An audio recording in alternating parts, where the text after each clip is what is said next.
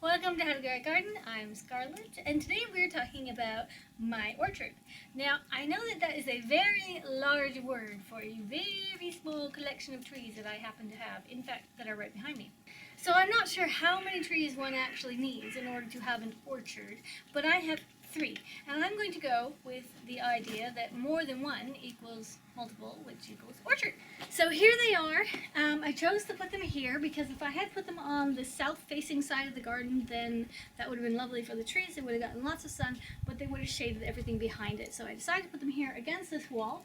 As they grow, they're going to be kept really small, and I'm going to train them a little bit, going out in both directions and keep them really, really tight. So another reason why I chose to put the trees along this fence is because in the daytime, the fence will heat up just a little bit from the sun, and then in the evening and in the winter, in the nighttime, it will release that heat and keep your trees a little warmer, which is good for things like frost. And having a young tree like this just out in the open, it's not going to do as well unless you're in a really warm climate or in a climate that supports these types of trees, essentially. So here, this will help. Certainly with the peach tree, it really made a difference.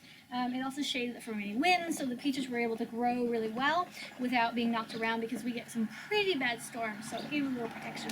I'm going to clip back now to what I did previously, about a week or 2 ago, when I actually put these trees in, and you can see that, and then yeah, I hope you enjoy it. So today is tree planting day. Do you guys know that fall is the best time to plant trees? It just is, don't ask why.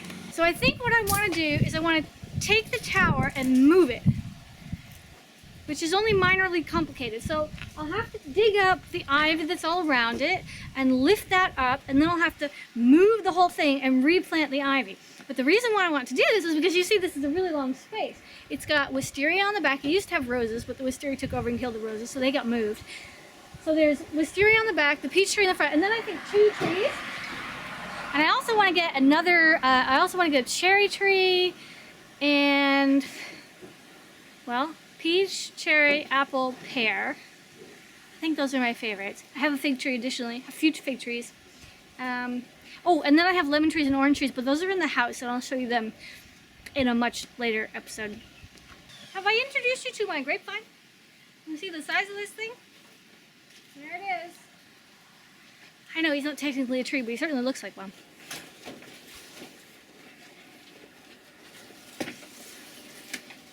Right on the edge.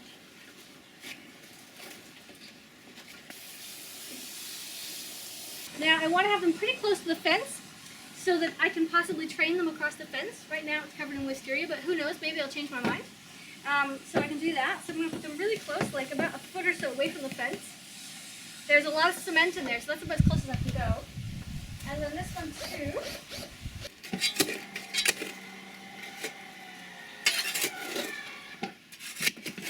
So I will talk about grafting and rootstocks and taking clippings and doing all of that tree-wise later in the year, when it's the right time to take all the clippings and graft them all together. I'm very excited about grafting. That's something I really like to do. My goal is to make one tree that has multiple fruits on it from different trees. So one tree that has 5 or 6 types of apples, another tree has 5 or 6 different types of pears, all growing on the same trees. It takes up less space, and it's beautiful, and it's just, it's just awesome and fun. But we will cover that in another episode. Then do not plant the tree higher than it is currently planted. And that's really easy to know, because when you put it in the ground, even if you shake off some of the dirt, you'll see that there's a really dark spot. That's where the dirt was.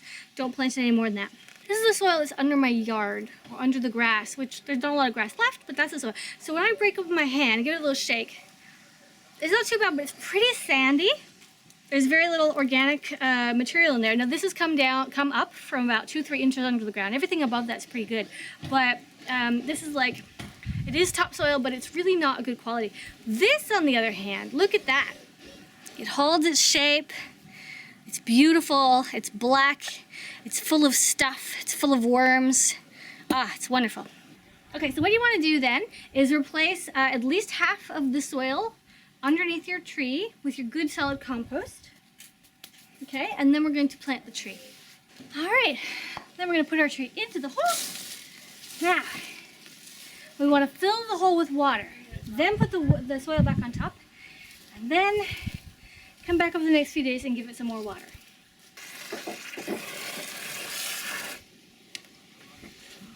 so now I'm going to fill it with some dirt. Then I'm going to stamp it down a little bit. I'm going to come back for the next few days and give it a good watering to make sure that it takes really well.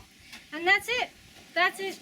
It's that simple. Don't forget, guys, if you're looking to put some trees in your garden or build your orchard, now is the time to do it. Fall, going into late spring, late summer, early fall is the perfect time to go get those trees and put them in the ground. Now, spring is the time to actually do some grafting from one tree to the next. So come spring, I'm going to graft these all over the place, and we'll go out where I did find the trees that I really liked before, and we will take some clippings off those trees in the early spring if I can find the exact tree again.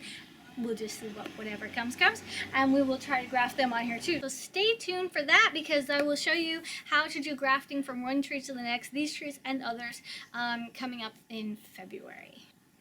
Thanks for watching. I'm Scarlett. This is How to Grow a Garden and my teeny tiny little orchard. I do hope you enjoyed, and I will see you in the next episode. Toodaloo.